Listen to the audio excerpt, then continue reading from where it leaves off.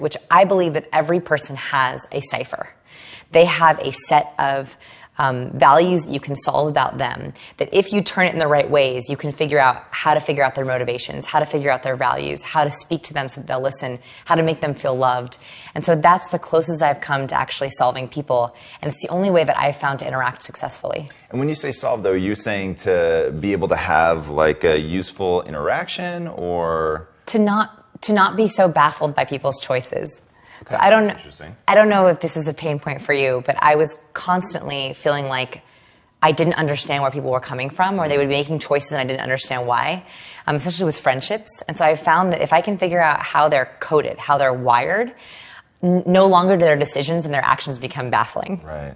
So give us some of those things. So in fact, you and I were talking about this, but let me break it down for you at home. Hi. So the way that I normally prepare for an interview is very different than the way that I will go through a book for a book review. And started the book on an international flight, so I had plenty of time, and started it just to read it as part of my interview prep for this interview. And then, man, like really fast, I was like, whoa, that was a cool insight. And then that was another one. And then rapidly it just turned into a book review, and I just like went in like all the different points and how they add up, and just like all the things I wanted in my own life, and started, because and this is what I'd really like you to talk about now, you start breaking down like what motivates people, what's their love language, what's their primary value, that kind of stuff. Yeah. And so I started going, oh my God, like what's mine? Like first of all, I didn't even know mine. Yes. And I found it very weird because I consider myself super self-aware. I found it so much easier to identify my wife's always than to identify my own. Yeah. So what are the like sort of key things to understanding someone else or yourself? Yeah, so I like to think of people a little bit like an onion, in that, there's different layers. You don't want to cut it. Yes, exactly, but tastes delicious once cooked. Okay, so the outside layer I think is the easiest one to solve. That's one we start with. So this is the big 5 personality traits, and there's a lot of personality research out there. The only personality science that's actually backed, used by academic institutions, is called Ocean, or the big 5. Right. So this is someone's openness, so how adventurous they are, someone's conscientiousness, how organized they are, someone's extroversion, that's the one that we all know, how they like being around people, agreeableness, so how they work on teams, if they default to yes or default to no. We can talk about that one if you want. And then neuroticism, which is the one that no one wants to talk about. Yeah. Neuroticism is my favorite. It's how someone approaches worry. So that's sort of the first. Those are the easiest to solve. And actually research has found that I could look in your wallet, for example, or I could open your bedside table and probably solve a lot of your personality traits. Oh, wow. I wish I could do that. I had my wallet. You don't have it. Not on me. What would you be looking for? Because I would give it to you in a heartbeat. That would be so fun. So we are doing a study right now, actually, at the Science People, where I want people to take pictures of a couple different assets in their life. One, their car trunk. And by the way, if anyone watching wants to send me pictures of these things, I'm happy to analyze them. So their car trunk. Do you want me to tell you what mine looks like? Yeah. It's empty only because my wife's pressure is unending. Otherwise, it would be a filthy mess. So that tells me that you are a little higher in agreeableness because you want to make your wife happy. You are so right. I am like extremely high in agreeableness. Yes. Absolutely. And that's, so the fact that was your first reason. I didn't even mean to let that slip out, by the way. Yes. I'm just trying to be honest about the fact that it's clean now this interview only because of my wife. Yes. Okay. So that because that's your motivation, right? That was your motivation there. So your trunk, your medicine cabinet, and you can hide your prescriptions. I just want to see how it's organized and how it's laid out. What's in there? I don't really have a medicine cabinet, but like stuffed in a drawer. Stuffed in a drawer. Then maybe medium in conscientiousness. So conscientiousness is how organized or how much you like routine. Okay. So it's like people who are really high in conscientiousness. This is me. I find making a to-do list like a sport. Like if I was an Olympic athlete, like I could make to-do lists. I could be a champion in this. Wow. I will put things on my to-do list just for the pleasure of checking them off. Nice.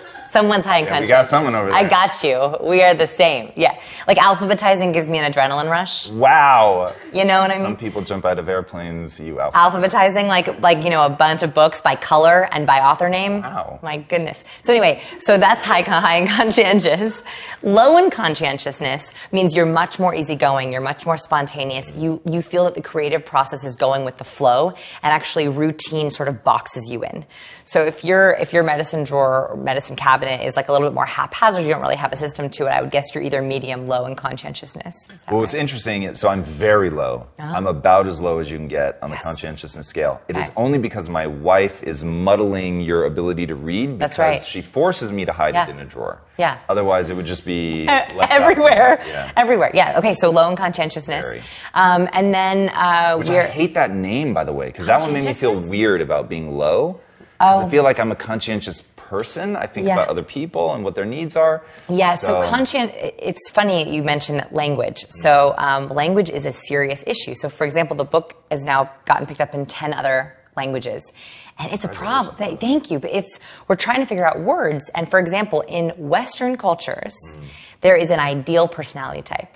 And you will notice that every romantic comedy, the woman is the ideal personality type for women, and the man is usually the ideal personality type for man. So in Western cultures, for women, it is high in conscientiousness. So that's sort of her funny quirk. She's really organized and doesn't like to be spontaneous. A high in agreeableness. So whatever you want, sweetie.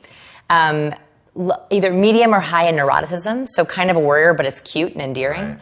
Very spontaneous and extroverted and bubbly, and high in openness, adventurous and imaginative. That's like the perfect diode. So the problem is when you talk about neuroticism should not be a negative word, but it is considered negative because then you're called A-type or controlling.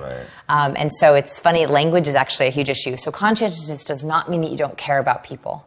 It just means that routine is not your love, like some people. So anyway, at the lab, we're trying to figure out if we can guess people's personality types or solve their matrix based on their different assets in their house. Doing good so far. Yeah. So we're going to ask people for that. And then the funny one is what's on your walls. So we've got the Michael Jordan flu game, which is probably my most meaningful piece of art. It's all art, so I guess we'll start with that. And then mostly movies. So Matrix has like 3 or 4 appearances in the house. And then that's pretty much it. So what they say is, this is a research according to Sam Gosling. He wrote a great book called Snoop, which is, if you're a snooper, this is the book for you. So Sam Gosling found that high neurotics use more motivational quotes. So I am a high neurotic. I'm definitely a worrier. And by the way, you know if you're high neurotic or low neurotic if you're really good at what-if scenarios.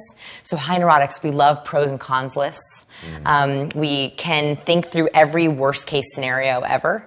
Whereas low neurotics, they say things like, it'll all be fine, which to a low neurotic is like the worst thing that you can say because we believe that worrying is like an investment account. So, do you know what I mean? So like the more that I worry, the less likelihood it will happen. That is interesting. So high neurotics love motivational quotes because it's like an external regulator for their internal world. Wow. So I have a lot of motivational quotes in my office. You didn't have any, which makes me think that you're not very high neurotic. I'm super low neurotic. But I'm insanely chemically impacted by motivational stuff. So like I keep a list of quotes that I find motivational or empowering. I follow a bunch of Instagram accounts that are all motivational. Your list of quotes, is it in a book? Is it covered or is it for display? It's in Evernote. Okay, so that means that you are medium or low neurotic because high neurotics, can I get a little sciencey? Yeah, okay, so high neurotics carry a special form of a certain gene. It's called the serotonin transporter gene.